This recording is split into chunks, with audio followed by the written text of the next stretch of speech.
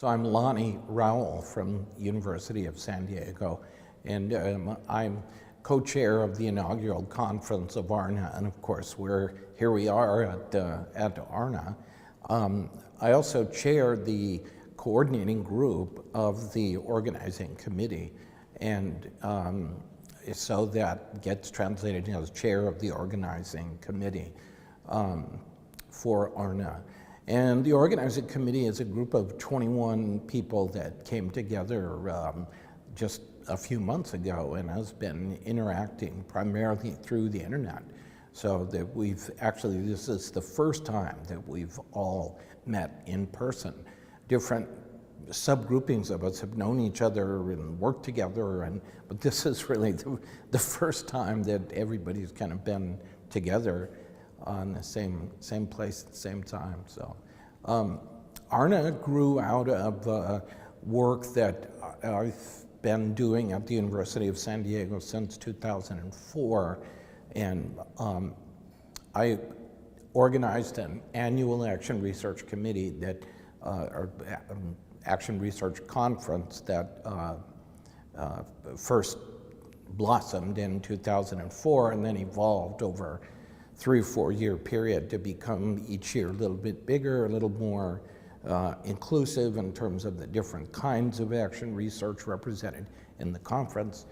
And we finally, last year at the 9th annual conference, we had a meeting where I brought together people who have been coming to our conference for a few years, and they're people who are from different universities, different parts of the country. And we sat down and started taking a longer view of things as far as what we've been doing, each of us in our own respective universities. So, for example, Joe Shosh from Moravian, he had an annual conference at his university where his students would share their work on action research as part of teacher training. Margaret Ryle from Pepperdine University had an annual conference where people who are part of their masters in educational technology would share their work. My conference initially was for people who were doing school counseling and utilizing action research as part of school counselor preparation programs. We're coming together and sharing the work that our students were doing.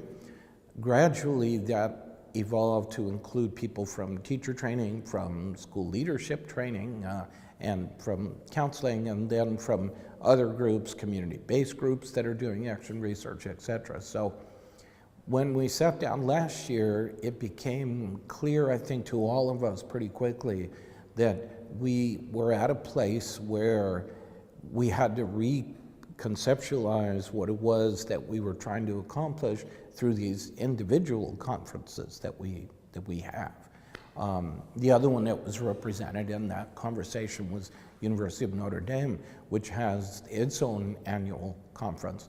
And I think the point for us became not to replace the conferences that are happening at each institution, but to find ways to do a better job of networking among all of us, and also to start sharing resources more effectively in terms of the use of video technology and the sharing of PowerPoints and papers that students were writing.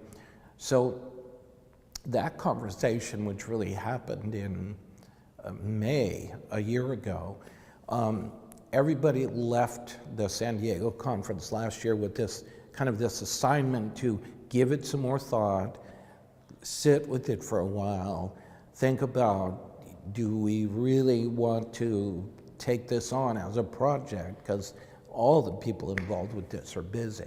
That's a given. So a couple of months went by. And then we started doing some emailing in the summer. So actually it probably was only a month had gone by. And we started exchanging emails about the follow-up to the conversation that we had at the San Diego conference. So by the time we got to late July, August, it was clear that people really were ready to form a new network that was going to be more inclusive than anything any of us had done before, because we were going to very explicitly include Canada, the United States, Mexico, all of Central America, South America. And so that's how we started. And as part of that conversation, we also decided to have our initial conference and pair it with AERA, since a lot of the people involved in ARNA are also connected to AERA in one way or another. So it made sense to have ARNA's initial conference right after AERA. So that's why we're here May 1st to May 2nd in San Francisco. For me, this journey with action research began in the context of teaching school counselor preparation and becoming really keenly aware that the gap between research and practice in school counseling was very problematic for a number of reasons. I saw in our program and in talking with colleagues, I knew that this was common across many preparation programs for school counselors and for teachers, that the research methods course, which almost all programs require of their students, was one that, from the standpoint of the graduate students, seemed so very disconnected from what they were preparing to do, the practice that they were being inducted into, whether as a teacher, as a counselor, as a school principal. And I became really, it was a question that just wouldn't go away from me, which was, are there ways that you can approach the research methods class that will engage students directly in with research? And so that's how I was gradually moving towards action research without initially knowing that that's the direction that I was going. And it became clear to me over a number of years, this was a 3 or 4 year process for me, that the best way for our graduate students to learn research was by doing research. So the theoretical context of the work that I was doing was really experiential learning, which itself involves cycles of, doing and reflecting, and then applying the reflections to the area of practice that you've been introduced to, and it's a kind of never-ending process. So in beginning to develop an approach to research methods that was based on doing research, action research was a perfect tool for my students so that they could take the skills, the knowledge and skills related to research, and link that with their experiences doing their field work in school counseling. Just like student teachers have to do a period of student teaching that is based in a school site. School counselor trainees do field work in school counseling. They have to put in X number of hours, and they're supervised at school sites. So what we did in our program was to pair the fieldwork experience with an action research project. When I first started, they were semester-long projects, and now they've evolved into year-long projects. And I think in the long run, there's some new research that is going to need to be done in the coming years, which is to look at, once someone has gone through a master's training program and they've been introduced to action research as a mindset, as a value system, as an orientation towards theory and practice, and as an orientation towards the production of knowledge in the field, that what we don't know yet is, have those graduates of our programs, have they gone on and continued to engage in action research as practitioners, or is it just something they do as part of their graduate training program and then they're done with it? So I'm interested in that, exploring that question over the next few years, because the number of pre-service teachers, pre-service school counselors, pre-service school principals that have over the last, let's say, 8 to 10 years been prepared with action research as a part of their preparation. That number is undoubtedly in the thousands now, just in the United States.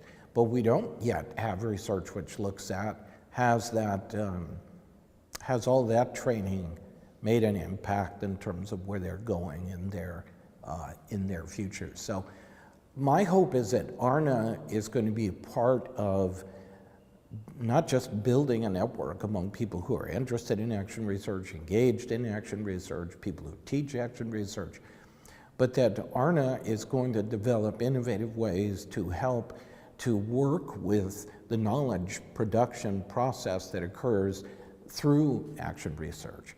And we see evidence of emerging interesting approaches and perspectives on the sharing of the knowledge that comes through engaging in action research, such as Jack Whitehead's network, all through, well, it's not just through the UK now, he's doing this work all over the world, and has a website where people post their video documentaries of the process that they go through in doing reflective practice, for example.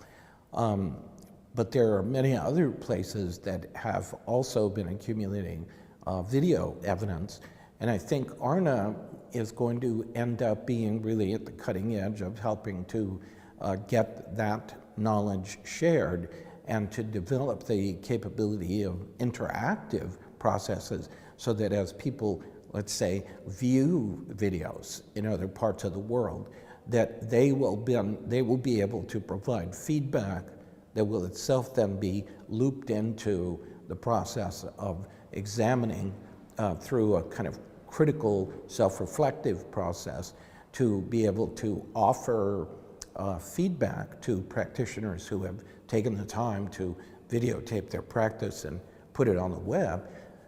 I think that's one way that ARNA is going to contribute significantly to the dissemination of knowledge. And then lastly, I think in the print area, whether it's an online journal or whether it's an actual print journal, I think the need for more opportunities for not just scholars of action research, but people who are teacher practitioners, counselor practitioners, who are engaged in action research, to provide friendly venues and vehicles for them to be able to share their work, knowing that if they take the time to write, whatever, a 10-page, 15-page document addressing their work, that it'll be able to be shared with people and there'll be a way that they can get feedback on what they've written and what they've shared. So those are some ways that I think ARNA is going to be moving ahead in the future, and it's just a joy to be a part of it. It really is. It's become one of the most meaningful dimensions of my career as an educator, which spans quite a few years. So.